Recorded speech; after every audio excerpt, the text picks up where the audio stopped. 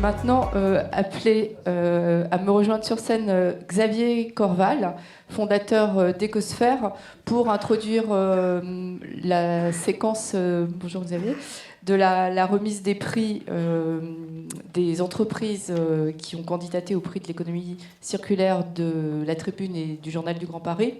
Donc, Ecosphère, c'est une start-up. Vous êtes né en 2012, spécialisée dans la conception de dispositifs de réduction de gaspillage et de réseaux intelligents de revalorisation. Et vous revendiquez des pionniers en la matière. Vous allez nous expliquer ça. Mais en fait, ce que je voudrais surtout savoir, puisqu'on va parler d'entreprises qui se sont mises à l'économie circulaire, c'est comment vous avez vu évoluer l'appétence des entreprises pour ce sujet depuis justement 2012 et la fondation d'Ecosphère. Merci, bonjour à tous. Merci de partager le point de vue, l'expérience d'une start-up de l'économie sociale et solidaire et de l'économie circulaire. Alors, effectivement, depuis 2012, beaucoup de choses ont changé. Et ces choses ont changé sur la base de deux approches et qui vont permettre de consolider ce qu'a dit François-Michel Lambert à l'instant. D'abord, l'approche solution-innovation. L'expérience la plus intéressante qu'on a eue, c'est une interaction qu'on a eue avec le directeur d'un gros site, pourvoyeur de déchets, de biodéchets, de déchets industriels banaux, qui, à l'issue du premier rendez-vous, nous a confié le fait qu'il ne jetait rien. Et en fait, on a compris très rapidement avec lui que je ne jette pas, ça veut dire je ne peux pas ne pas jeter. Ça veut dire qu'en fait, au niveau de solutions, ou de contraintes, ou de coûts perçus dans le traitement de tout ce que lui crée comme déchets industriels banaux, comme biodéchets, le coût de la solution, le coût du traitement, de ce qui n'est pas son cœur de métier, lui apparaissait tellement important qu'il ne pouvait pas ne pas jeter, compte tenu de ses activités. Ses activités, c'est de vendre à ses clients finaux. C'est pas la revalorisation optimisée, c'est pas le zéro déchet aujourd'hui. Et donc en fait... Donc ça, c'est ce qui se passait il y a 3 ans. C'est ce qui se passait il y a 3-5 ans. En fait, le fait de lui expliquer que l'économie circulaire, c'est une promesse de revalorisation, d'optimisation de l'allocation des déchets qu'il produit lui-même, qu'il y a des solutions intelligentes, rentables, simplifiées, optimisées, ça lui permet de comprendre très rapidement qu'en fait, il peut changer de logiciel. Intellectuel, mental, organisationnel, managérial, sur le traitement de ces déchets, donc de réinjecter ces matières premières secondaires, ces biodéchets, ces déchets industriels banaux, dans des réseaux intelligents, optimisés de revalorisation. Et c'est là qu'intervient la notion du numérique, à travers ces réseaux smart de la revalorisation. C'est ce qu'on a commencé à créer en 2012, mais qui ne peuvent pas s'appuyer seulement sur l'intelligence numérique. C'est-à-dire qu'effectivement, le réseau intelligent de revalorisation, ce qui permet de faire circuler l'information, la matière, et de créer de la valeur à partir de la circulation de l'information de la matière de manière optimisée. Ça veut dire quoi de manière optimisée? Très rapidement, ça veut dire pousser en fait le futur ex-déchet vers les filières de revalorisation les plus adéquates, que ce soit une filière de réemploi, une filière de recyclage ou le don aux acteurs de la solidarité. Et donc en fait, pousser et gérer de manière optimisée ces flux de futurs ex-déchets, ça ne peut pas passer seulement par l'intelligence numérique. Et donc, c'est ce que disait François Michel tout à l'heure, ça repose aussi sur la conduite du changement des process internes à une entreprise, en termes d'organisation, de waste management, de tri, de matériel, et ça repose aussi sur la culture des collaborateurs.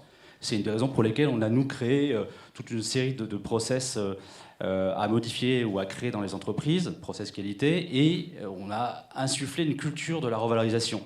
Et donc, c'est la conjonction, en fait, de ces intelligences de réseau structurants de l'économie circulaire, de la conduite du changement des process internes aux entreprises et de la création d'une nouvelle culture appuyée sur l'engagement et des collaborateurs et des managers qui, en fait, entraînent les entreprises dans cette dynamique d'économie circulaire. Mais au final, est-ce que tout ça, ça leur coûte pas plus cher que de continuer de faire comme avant et de dire je ne jette rien? Est-ce que vous, avec les formules smart, intelligentes, vous parvenez à trouver des circuits vertueux qui font que finalement c'est bénéfique, y compris sur un plan économique, pour l'entreprise? Alors, la création de valeur dans l'économie circulaire, elle est multiple, elle est économique et financière, commerciale, sociétale, managériale, organisationnelle, sociale, environnementale. Elle est très diversifiée. Alors, la création de valeur économique, elle est liée au fait que le coût de traitement des déchets va être diminué avec des distorsions d'approche entre un collecteur de déchets habituel et puis celui qui, aujourd'hui, a la contrainte des déchets, qui, une fois que le déchet lui coûte quelque chose, ne conçoit plus que le déchet soit un déchet revalorisé ou revalorisable. Donc ce qui compte, c'est d'intervenir en amont et effectivement lui montrer qu'il y a un premier avantage qui va être la réduction des frais de traitement des déchets. Et que le deuxième avantage économique et financier, ça va être de créer de la valeur directement et des nouveaux modèles économiques sur la revalorisation. Et il va pouvoir, lui, bénéficier de ces nouveaux modèles économiques. Après, il y a d'autres sources de création de valeur. La première d'entre elles... Ça peut être aussi une amélioration de l'image de marque. Voilà, ça c'est fondamental. C'est fondamental, effectivement. Et donc il y a des régions, en particulier la région PACA, qui aujourd'hui a parfaitement conscience de la nécessité, quand elle mobilise des filières... Monsieur Lambert a l'air sceptique. C'est très récent. Allez-y. C'est très très récent.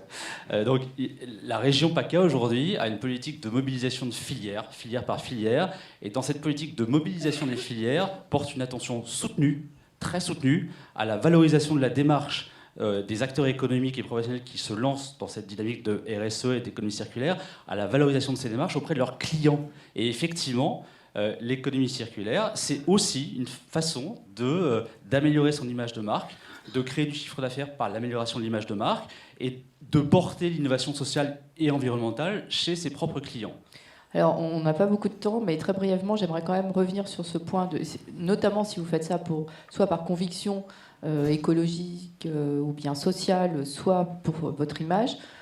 C'est très important de s'assurer que ce que vous envoyez en filière de revalorisation est effectivement revalorisé et qu'on ne se rende pas compte que en fait, ça continue de partir comme c'était le cas précédemment, en décharge, en incinération. Alors ça, c'est un gros enjeu effectivement de la... Mais que je vais vous demander de résumer très brièvement, je suis désolée. C'est effectivement un gros enjeu de la multiplicité des acteurs sur ces marchés sociaux, environnementaux. C'est qu'effectivement aujourd'hui, l'une des dérives constatées, c'est le transfert de déchets, c'est le transfert de la responsabilité du gaspillage et de se rémunérer en fait sur le transfert d'une contrainte d'un acteur à un autre.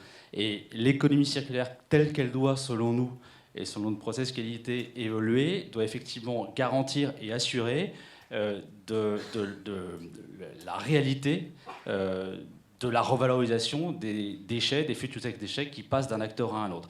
Et il y a des dérives qui existent, qui faisaient peut-être partie de ce qu'on appelle l'huile qu'on met dans les rouages auparavant, mais si on est dans une démarche de progrès aujourd'hui, il faut avoir cette exigence présente à l'esprit dans les process et dans les modèles économiques. Ça fait partie de vos prestations auprès des entreprises de mettre en place Absolument. ces process qualité. Bon, merci beaucoup Xavier, restez avec moi.